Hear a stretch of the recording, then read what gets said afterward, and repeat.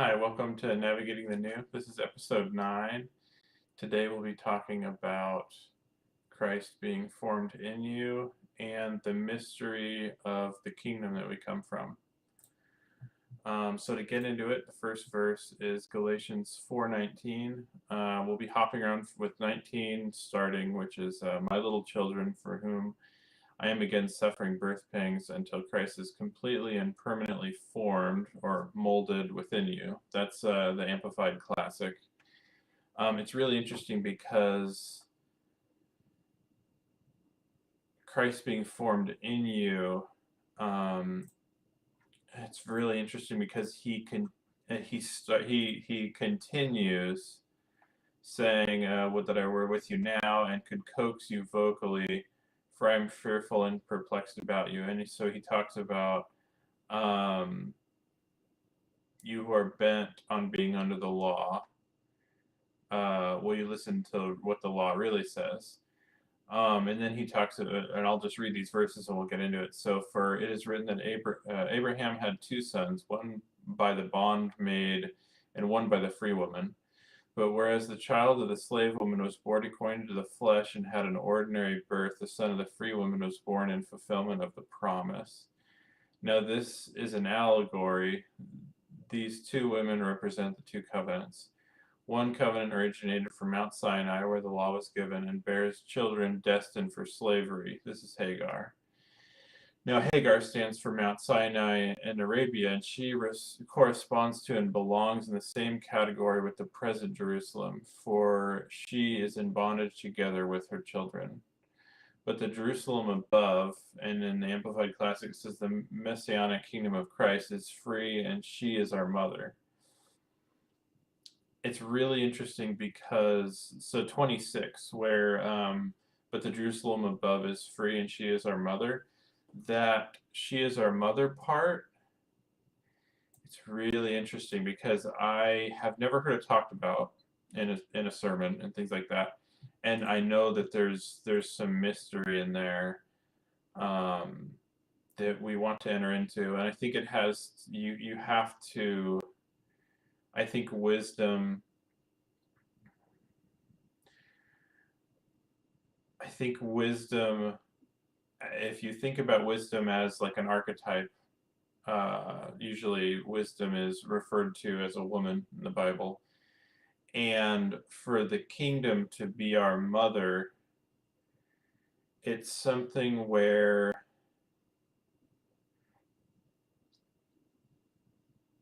when you think about having like a king, like a experience of going to heaven and having these heavenly encounters, uh, there's this possibility and this warmth and this encouragement attached to it that is actually it can feel motherly. I've never associated with it until I read that and really like was hit by that. And so people talk a lot about like of having like a fatherless generation or have being like experiencing living growing up fatherless and things like that. But I think there's also some kind of a kind of motherlessness we can develop where we only interact with it's like we interact with spiritual things in a way where sometimes we don't have a clear view of what the archetype of a mother is. And so the kingdom of Christ being an archetype, it says the heavenly Jerusalem, that is something I think we can allow to um, teach us and comfort us the way a mother does, and ways that our own mothers don't have the ability to do. And so that kind of nurturing is something that I want to start exploring. Um, and yeah, just chewing on that. Um, Another thing, it's really interesting how this works because um, I feel that Christ being complete in Galatians 4:19, Christ being completely and permanently formed within us. Uh, I feel like there's a connection between that and Philippians 2:12, where in the Amplified Classic he says, "Therefore, my dear ones, as you have always obeyed my suggestions, so now, not only with the enthusiasm you would show in my presence, but much more because I am absent, work out, and that's cultivate, carry out to the goal, and fully complete your own salvation with reverence and awe and trembling." And that would be self-distrust with serious caution, tenderness of conscience, watchfulness against temptation, timidly shrinking from whatever might offend God and discredit the name of Christ. And he talks about working out our salvation, and it's so interesting because that working out is, um, and Jesus said, "Rivers of living water will come out of your belly." I think that is that working out until it comes out. It's like breaking. It's like him breaking all these dams within us that stop the flow. And I think that's where the enemy tries to enthrone himself in different places in our souls, so that uh, we don't allow Christ to be a full manifestation um, in us. And I think that's what's so crazy is the kingdom coming to the earth starts with, even for the earth to be transformed, it starts with us manifesting Christ and manifesting the kingdom. It's if the kingdom's within us, it's our job to be nurtured and to be have him be formed in us to where it's coming out. And so I think I think there's going to be more mysteries that we're going to step into and understand as we meditate on these things, because he wants it to be flowing out of us. The kingdom being within us is it's just as much literal as it is this kind of like I don't think it was ever supposed to be a metaphor in the way that metaphors aren't real. I think it was I think it's an actual place that's supposed to come out of us, because Christ in us, the hope of glory, like that is the essence. It's and actually also where it says, um, but the Jerusalem above, the Messianic kingdom of Christ, is free, and she is our mother. And it's interesting because the kingdom of Christ, heaven, was, or the Jerusalem of above, it was made by him. And so it makes sense that if he's dwelling in us, and it's made by him, it's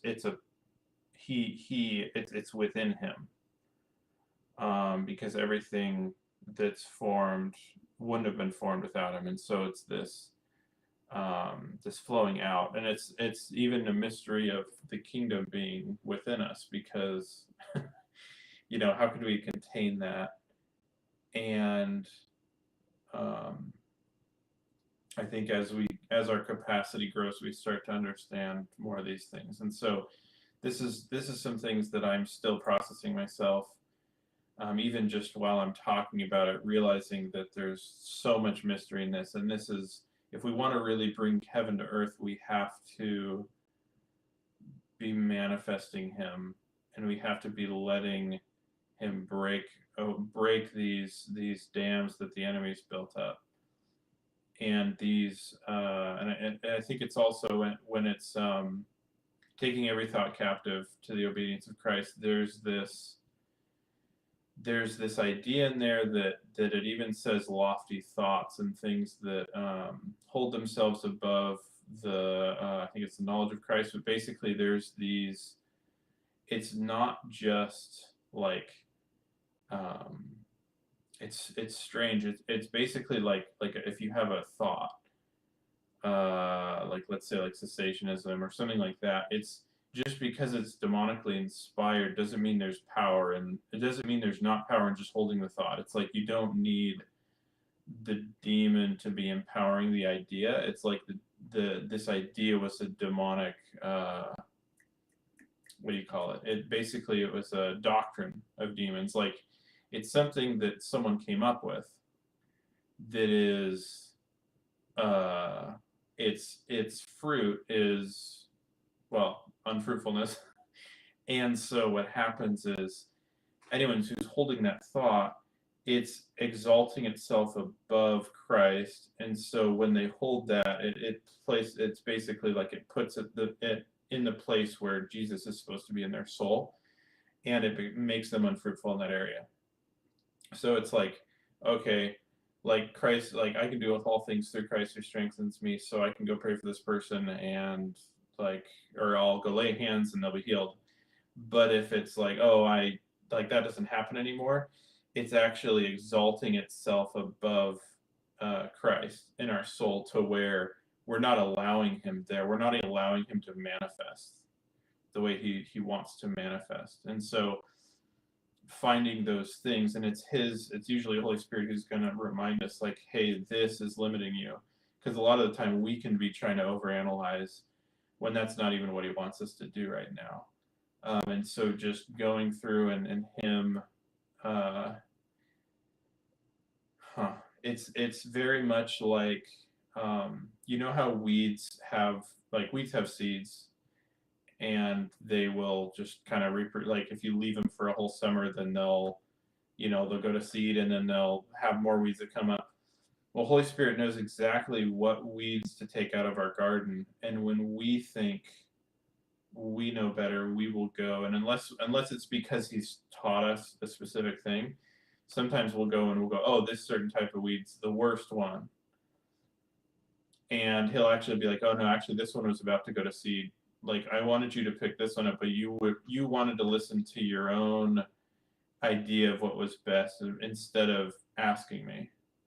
And I think that's why a lot of the time when we don't have growth in certain areas of life, it's because there's these weeds that are sucking the nutrients from an area that we're wanting to grow. And he said, if you just asked me, I would have told you what to uproot that was holding that area back from growing.